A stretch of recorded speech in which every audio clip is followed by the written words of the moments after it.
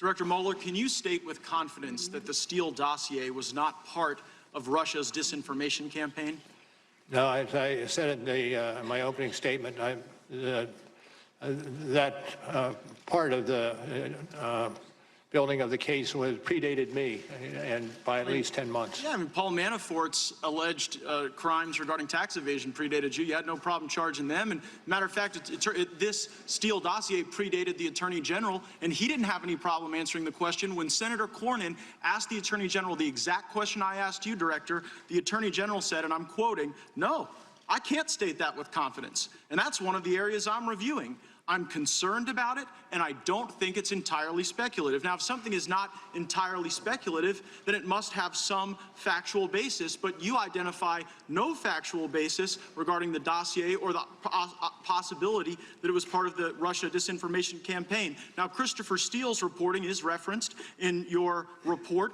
Steele reported to the FBI that senior Russian foreign ministry figures, along with other Russians, told him that there was, and I'm quoting from the Steele dossier, extensive evidence of conspiracy between the Trump campaign team and the Kremlin. So here's my question.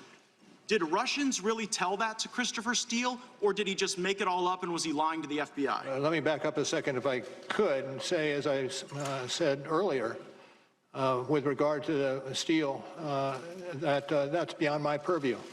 No, it is exactly your purview, Director Mueller, and here's why. Only one of two things is possible, right?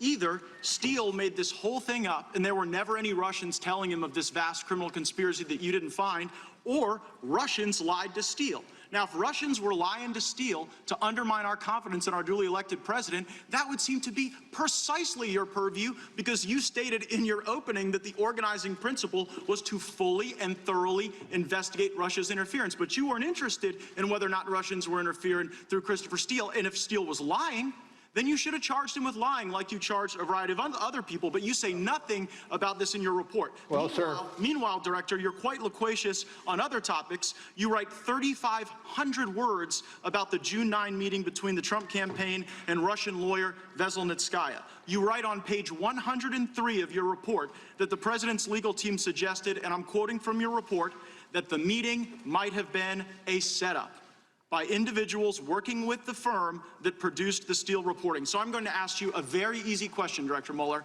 On the week of June 9, who did Russian lawyer Veselnitskaya meet with more frequently? The Trump campaign or Glenn Simpson, who was functionally acting as an operative for the Democratic National Committee? Well, what I think is missing here is the fact that this is under investigation elsewhere in the Justice Department. And if I can finish, sir, and consequently, it's not within my purview. Department of Justice and FBI should be responsive to questions on this particular issue. It is absurd to suggest that an operative for the Democrats was meeting with this Russian lawyer the day before and the day after the Trump Tower meeting, and yet that's not something you referenced. Now, Glenn Simpson testified under oath. He had dinner with Veselnitskaya the day before and the day after this meeting with the Trump team. Do you have any basis, as you sit here today, to believe that Steele was lying? As I said before, and I'll say again, it's not my purview. Others are investigating what you So it's not your purview to look into whether or not Steele's lying. It's not your purview to look into whether or not anti-Trump Russians are lying to Steele. And it's not your purview to look at whether or not Glenn Simpson was meeting with the Russians the day before and the day after you write 3,500 words about the Trump campaign meeting. So I'm wondering how these decisions are guided. I look at the Inspector General's report. I'm citing from page 404 of the Inspector General's report. It states, Page stated, Trump's not ever going to be president, right? Right. Strzok replied, no, he's not. We'll stop it. Also in the Inspector General's report, there's someone identified as attorney number 2. Attorney number 2, this is page 419, replied, hell no, and then added, viva la resistance. Attorney number 2 in the Inspector General's report and Strzok both worked on your team, didn't they? Pardon me? Can you ask? They both worked on your team, didn't they? I know. I heard Strzok. Who else were you talking about? Attorney number 2 identified in the Inspector General's report. Okay. And the question was? Did he work for you? The guy who said viva la resistance. Peter Strzok worked for me for a period of time, yes.